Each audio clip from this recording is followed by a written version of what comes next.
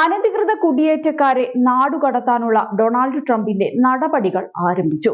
ഇതിന്റെ ഭാഗമായി ഇന്ത്യയിലേക്ക് കുടിയേറ്റക്കാരെയും വഹിച്ചുകൊണ്ടുള്ള ആദ്യ മിലിറ്ററി വിമാനം പുറപ്പെട്ടുവെന്നാണ് റിപ്പോർട്ട്. എന്നാൽ കുറഞ്ഞത് 24 മണിക്കൂറിന് ശേഷം മാത്രമേ വിമാനം ഇന്ത്യയിൽ എത്തുകയുള്ളൂ. അന്താരാഷ്ട്ര വാർത്താ ഏജൻസിയായ റോയിറ്റേഴ്സ് ആണ് ഇക്കാര്യം റിപ്പോർട്ട് ചെയ്തത്. യുഎസിലെ 11 ദശലക്ഷം അനധികൃത കുടിയേറ്റക്കാർക്കെതിരെ പ്രസിഡന്റ് ഡൊണാൾഡ് ട്രംപ് സ്വീകരിക്കുന്ന കടുത്ത നിലപാടിന്റെ നേർസാക്ഷ്യമാണ് ഈ സംഭവ വികാസം. അനധികൃത കുടിയേറ്റക്കാരുമായി C-17 വിമാനം ഇന്ത്യയിലേക്ക് പുറപ്പെട്ടുവെന്നും കുറഞ്ഞത് 24 മണിക്കൂറെങ്കിലും വേണം ഇന്ത്യയിൽ എത്താനെന്നും റിപ്പോർട്ടുകൾ സൂചിപ്പിക്കുന്നുണ്ട്. പട്ടികയിൽ യുഎസിൽ നിന്ന് ഏറ്റവും അകലെയുള്ള ഇടമാണ് ഇന്ത്യ.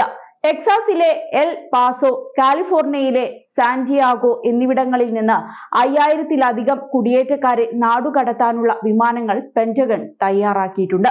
ലഭ്യമായ വിവരമനുസരിച്ച് ഇതുവരെ സൈനിക വിമാനങ്ങൾ ഗോട്ടിമാല, പെറു, ഹോണ്ടുറാസ് എന്നിവിടങ്ങളിലേക്ക് കുടിയേറ്റക്കാരുമായി പുറപ്പെട്ടു കഴിഞ്ഞു. ഇമിഗ്രേഷനുമായി ബന്ധപ്പെട്ട അടിയന്തര പ്രഖ്യാപനത്തിന്റെ ഭാഗമായി ട്രംപ് ഭരണകൂടം കഴിഞ്ഞയാഴ്ച മുതൽ നാടുകടത്തൽ നടപടികൾ ആരംഭിച്ചിരുന്നു. സൈനിക വിമാനങ്ങൾ തന്നെയാണ് ഇതിനായി ഉപയോഗപ്പെടുത്തുന്നത്. ഇതുവരെ ലാറ്റിൻ അമേരിക്കയിലേക്ക് 6 വിമാനങ്ങളിൽ കുടിയേറ്റക്കാരെ തിരിച്ചയച്ചുവെന്നാണ് റിപ്പോർട്ട്. ചരിത്രത്തിൽ ആദ്യമായി ഞങ്ങൾ അനധികൃത കുടിയേറ്റക്കാരെ കണ്ടെത്തി സൈനിക വിമാനങ്ങളിൽ കയറ്റി അവർ വന്ന ഇടങ്ങളിലേക്ക് തന്നെ തിരികെ കൊണ്ടുവിടുകയാണ് എന്നായിരുന്നു കഴിഞ്ഞ മാസം ട്രംപ് പ്രഖ്യാപിച്ചത്. ഇന്ത്യയിൽ നിന്നുള്ള അനധികൃത കുടിയേറ്റക്കാരും ഇക്കൂട്ടത്തിൽ ഉൾപ്പെടുന്നുണ്ട്. ഔദ്യോഗിക കണക്കുകൾ പ്രകാരം ഏകദേശം 18,000 ഇന്ത്യക്കാർ ഇതിൽ ഉൾപ്പെട്ടിട്ടുണ്ട് എന്നാണ് കണക്കുകൾ വ്യക്തമാക്കുന്നത്.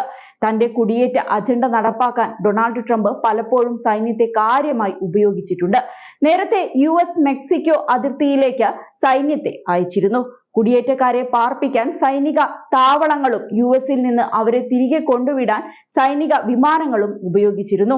അതിനിടെ അമേരിക്ക ഉൾപ്പെടെയുള്ള രാജ്യങ്ങളിൽ അനധികൃതമായി തങ്ങുന്ന ഇന്ത്യക്കാരെ നിയമാനുസൃതമായി തിരികെ കൊണ്ടുവരാൻ ഇന്ത്യൻ സർക്കാർ തയ്യാറാണെന്ന് വിദേശകാര്യമന്ത്രി എസ് ജയശങ്കർ കഴിഞ്ഞ ദിവസം പറഞ്ഞിരുന്നു.